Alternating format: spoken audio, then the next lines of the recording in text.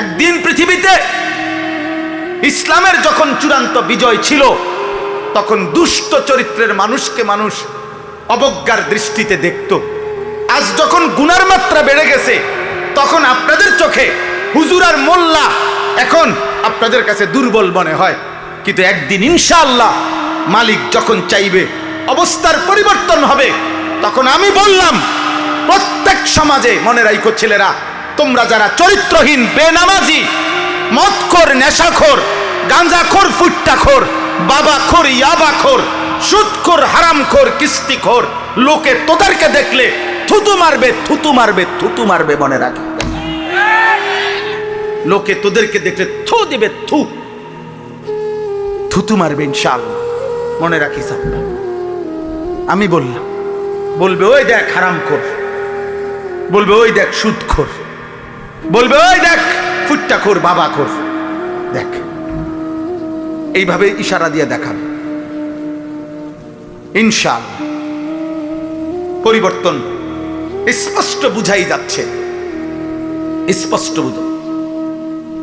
এখানেও এসে এরা দেখ একসাথে হয়েছে যারা, সব ছোট ছোট ছেলে, মাশাআল্লাহ, ছোট ছোট ছেলে ফিকির করছে, মাহফিলের আয়োজন করছে। এটা পরিবর্তনের সম্ভাবনা, একদিনেই সব বদলে যাবে। তাহলে নবী সাল্লাল্লাহু আলাইহি সাল্লামের মতো শ্রেষ্ঠতম নবীও 23 বছর মেহনত করতে হতো না। বুঝেন নাই কথাটা? এই জন্য আমি সমস্ত ছেলেদেরকে তোমাদেরকে বলতেছি, বাবা অচিরেই দেখবা তোমরা। আমি বললাম অতিলকাল আইয়ামু নুদাভিলুহা বাইনান নাস, কোরআন শরীফে আছে, আল্লাহ বলছেন আমি মানুষের অবস্থা দিন বদলাই, আমি আল্লাহ সময় বদলাই, সময় বদলাই। কোরআন শরীফে আছে সূরা হুদের মধ্যে আল্লাহ বলেন আমি কখনো বান্দাকে কষ্ট আর মুসিবতের পরে সুখ এনে দেই। আবার আল্লাহই বলছে আমি কখনো বান্দাকে সুখ আর আনন্দ আর ফুর্তির পরে দুঃখ এনে দেই, দুঃখ এনে দেই। হ্যাঁ হ্যাঁ, আমি আল্লাহ এনে দেই, অবস্থার পরিবর্তন করি। সুখের দুনিয়া কখনো দুঃখে ভরে যায়, দুঃখের দুনিয়া কখনো সুখে ভরে যায়। আনন্দ মুখর মানুষ হয়তো কখনো অজরে চোখের পানি ফেলে, আবার কাঁদতেছিল বান্দা হয়তো, আবার কখনো আনন্দে হাসে। আল্লাহ বলেন আমি সময় বদলাই, আমি ঋতু বদলাই, আমি সময় বদলাই। একবার রাত আনি আবার দিন আনি, একবার আলো আনি আবার অন্ধকার আনি, একবার রোদ আনি আবার বৃষ্টি আনি, একবার সকাল বানাই আবার বিকেল বানাই, একবার দুপুর বানাই আবার রাত্রি বানাই। ঠিক তেমনি ভাবে প্রতি মুহূর্তে যেহেতু আমি আমার এই পৃথিবীতে অবস্থার পরিবর্তন করছি, তাহলে ইমানদার মনে রেখো, ঘাবড়ায়ও না। ইমানের বিজয়, কালেমার বিজয়, ইসলামের বিজয়, আল্লাহর দ্বীনের সম্মান, ওলামা, দ্বীনওয়ালা, কোরআনওয়ালা, সেজদাওয়ালাদের সম্মানের দিনও খুব কাছায় গেছে ইনশাআল্লাহ। তোমরা গুনাহ ছাড়ো, অসভ্যতার সীমা ছাড়ায় যাচ্ছ তোমরা। 24 ঘন্টায় যাদের এক ওয়াক্ত নামাজ পড়তে মন চায় না, নাফরমান সন্তান, মনে রাখিস সীমা ছাড়ায় যাচ্ছ। 24 ঘন্টা যারা নারী ছাড়া, ছবি ছাড়া, মোবাইলের উলঙ্গ দৃশ্য ছাড়া যাদের রাত কাটে না, দিন কাটে না, নাফরমান, মনে রাখিস সীমা ছাড়ায় গেছে। এটা বাড়াবাড়ি, বাড়াবাড়ি, এটা বাড়াবাড়ি। দিবানিশি যারা মদের আড্ডায়, নেশার আড্ডায়, মনে রাখিস নাফরমান, সীমা ছাড়ায় গেছে। ঠিক হবে না এটা। যে মালিক রোদ আনে সে মালিক বৃষ্টিও আনে, যে মালিক হাসায় সে মালিক কাঁদায়, সুখ যে মালিক দেয় দুঃখ সেই মালিকে দেয়, জীবন যে মালিক দেয় মৃত্যু সেই মালিকেই দেয়, সুস্থতা যিনি দেয় অসুস্থতা তিনিই দেয়, হায়াত যিনি দেয় মৌত তিনিই দেয়। না ভিন্ন কেউ? কথা বলেন না, ভিন্ন কেউ না, একই আল্লাহ। ওয়ান্নাহু হুয়া আদহাকা ওয়া আবকা, আল্লাহ বলেন আল্লাহই হাসান, আল্লাহই কাঁদান।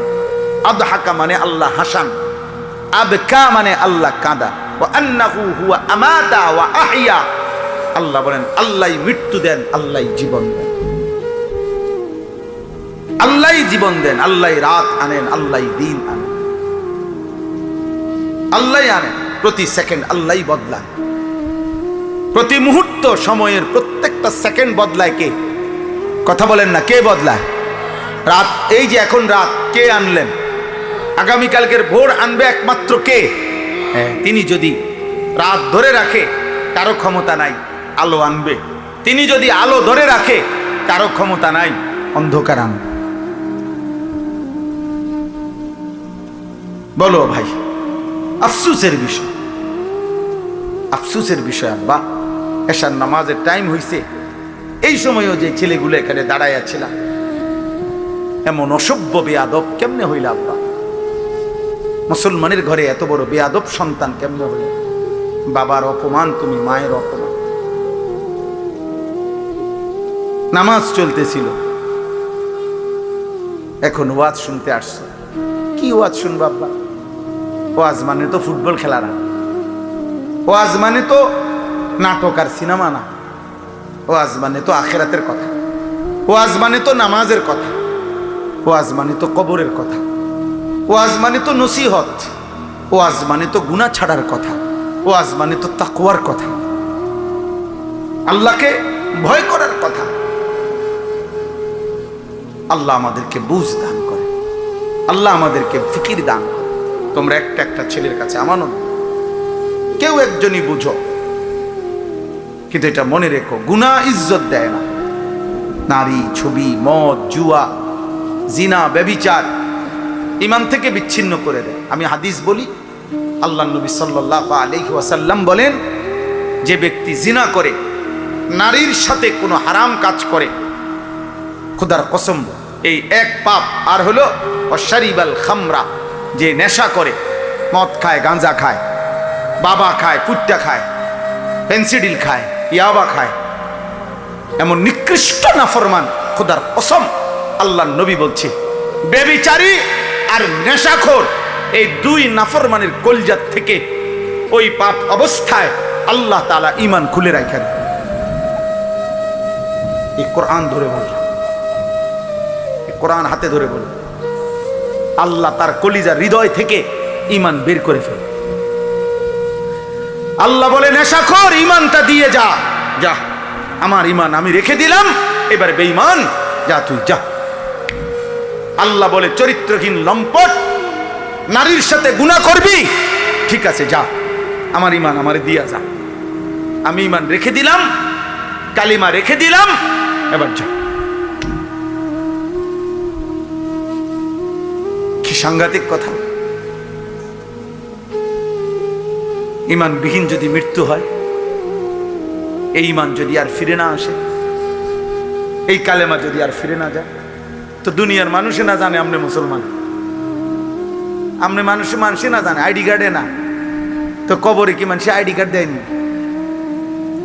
ভোটার আইডি কার্ড কবরে দেয়নি কেউ, জন্ম নিবন্ধন সনদ দিয়ে কোনো কবরে দরকার আসেনি। আসল সত্য জানে কে? আসল হাকিকত জানে কে? আল্লাহ। এজন্য কোরআনুল কারীমে আল্লাহ বলছে, বান্দা কোরবানি তো করছো সবাই, কিন্তু আসমানে পৌঁছছে কোনটা সেটা তো আমি আল্লাহ তাআলা বলে দিয়েছি। ওয়ালাকিন ইয়ানালুহুত তাকওয়া মিনকুম, তাকওয়া গুনাহমুক্ত জীবন। কোরবানির প্রত্যেকটা শুরু থেকে শেষ পর্যন্ত গুনাহমুক্ত জিন্দেগি যার, গুনাহমুক্ত তাকওয়া, আসমানে পৌঁছবে কেবল তা, বাকিগুলো জমিনের কোরবানি জমিনেই থাকে। কোরবানি তো করছিল হাবিলও, কোরবানি তো করছে কাবিলও। পৃথিবীর আশ্চর্য গুরুত্বপূর্ণ কথা হলো, সর্বপ্রথম এই পৃথিবীতে দুইটা কোরবানি হয়েছে মাত্র, প্রথম দিন হাবিল আর কাবিল, কোরবানি হয়েছে মাত্র দুইটা, প্রথম দিন, সর্বপ্রথম।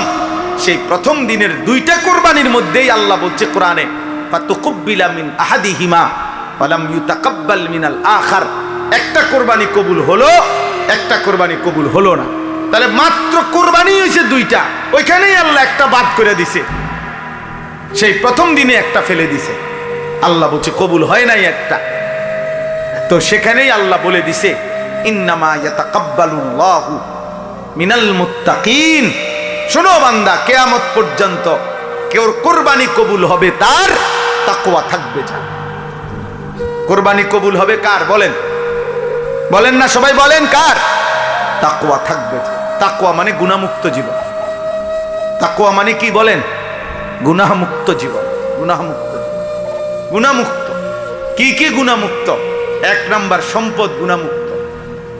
এজন্য সুদখোরের টাকায় কোরবানি হয় না, ঘুষখোরের টাকায় কোরবানি হয় না, কিস্তিখোরের টাকায় কোরবানি হয় না, প্রতিদিন বাজারে ব্যবসা করে যে ওজনে কম দেয় এই হারামখোরের টাকায় কোরবানি হয় না, মানুষকে নিয়মিত যে ঠকায়, প্রতিনিয়ত প্রতারণা করে, অবৈধ উপার্জন করে, হারাম রোজগার করে, এই হারামখোরের এই টাকায় কোরবানি আদায় হয়। গোস্ত সিদ্ধ হয়, গোস্ত কি হয়? সিদ্ধ হয়। রুটি দিয়ে খাওয়ান যায়, এটার সমস্যা নাই। রুটি দিয়ে তো ঝোলও খাওয়া যায়, গরুর গোস্ত খাওয়ান যায়, মুরগির গোস্ত খাওয়া যায়, রুটি দিয়ে খাইতে অসুবিধা নেই, হেটার লেগে আটকাইতো না। চুলার যেটাই দেন, পাত্তর চুলার দিলেও সিদ্ধ হয়ে যাবে। বোঝেন না কথা? পাত্তর দিলেও এটা কি হয়ে যাবে? নরম হয়ে যাবে। পাত্তর নরম হয় না আগুনের মধ্যে? চুন বানায় কি দিয়া? পাত্তর দিয়ে তো বানায়। আমি নিজ চোখে দেখছি সুনামগঞ্জ ছাতক চুনের ফ্যাক্টরি, এরম বড় বড় পাথর, এগুলোই ভাঙ্গা ভাঙ্গা এগুলোই কি হয়? চুন বানায়। পাথর এই আগুনের মধ্যে গলে গলে নরম হয়, এগুলোর মধ্যে মেডিসিন কেমিক্যাল দেয়, তো এরপরে চুন হয়। এই জন্য মূলত যে চুন খায় সে পাথরে খায়। হ্যাঁ হ্যাঁ আমা সত্য কথাই, আপনি জিজ্ঞাসা করেন না। তাইলে সিদ্ধ হবে, রুটি দিয়া খাওয়া যাবে আব্বা, কিন্তু গুনাহমুক্ত না হলে আসমানে যাবে না।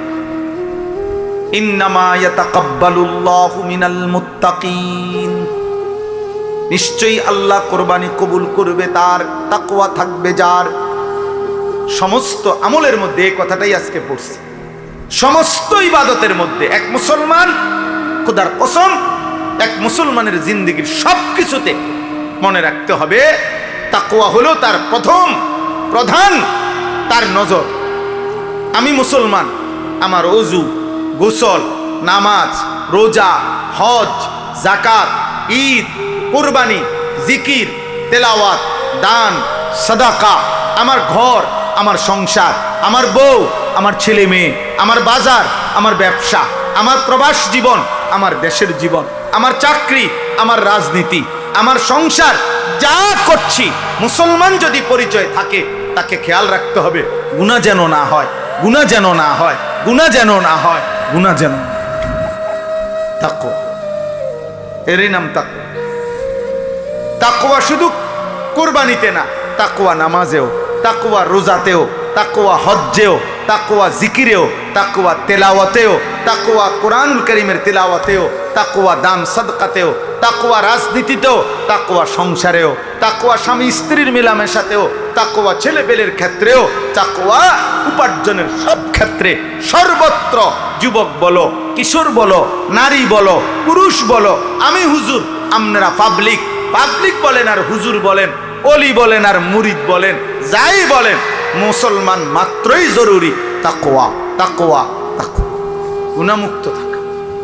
আমিও আপনিও, আমিও কি হুজুরও, পাবলিকও, বক্তাও শ্রোতাও, ছোট বড় সবাই গুনাহমুক্ত থাকা। প্রিয় ভাই আমার, মুসলমানের সন্তান, তোমাদেরকে অনুরোধ করছি, গুনায় ভরা এই জিন্দেগি কোনো জীবন না, এটা কোনো জীবন না রে আব্বা।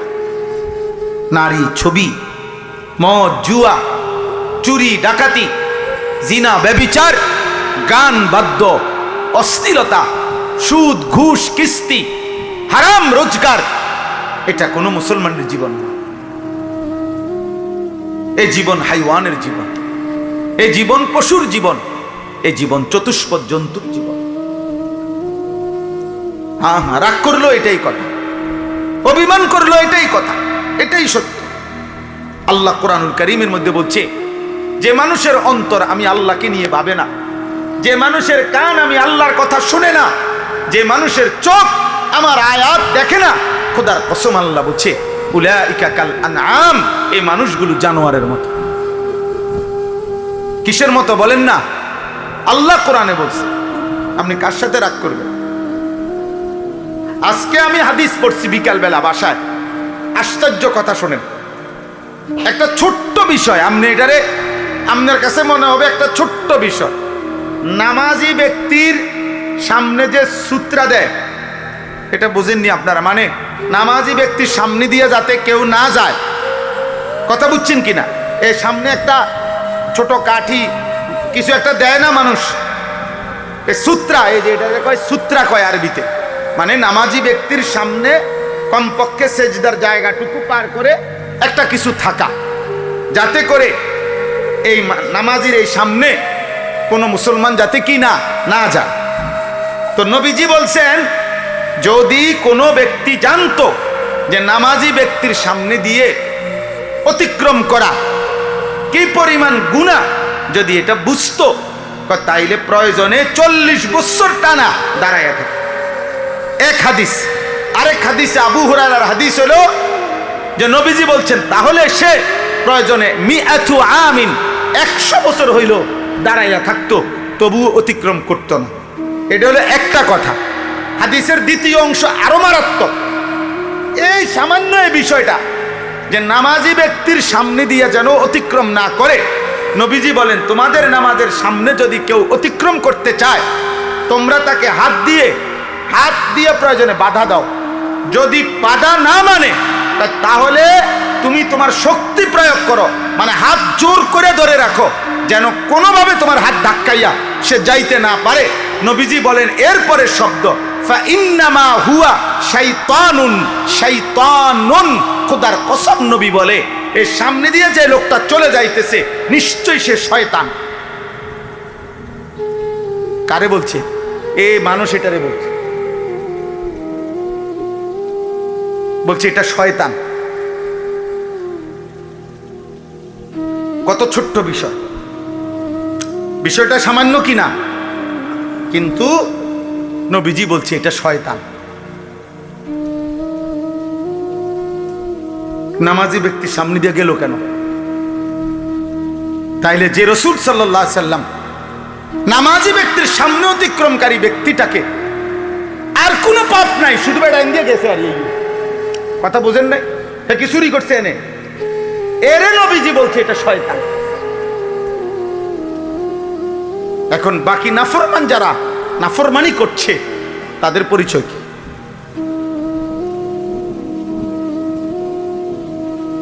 তাদের পরিচয় কি? নাউযুবিল্লাহ।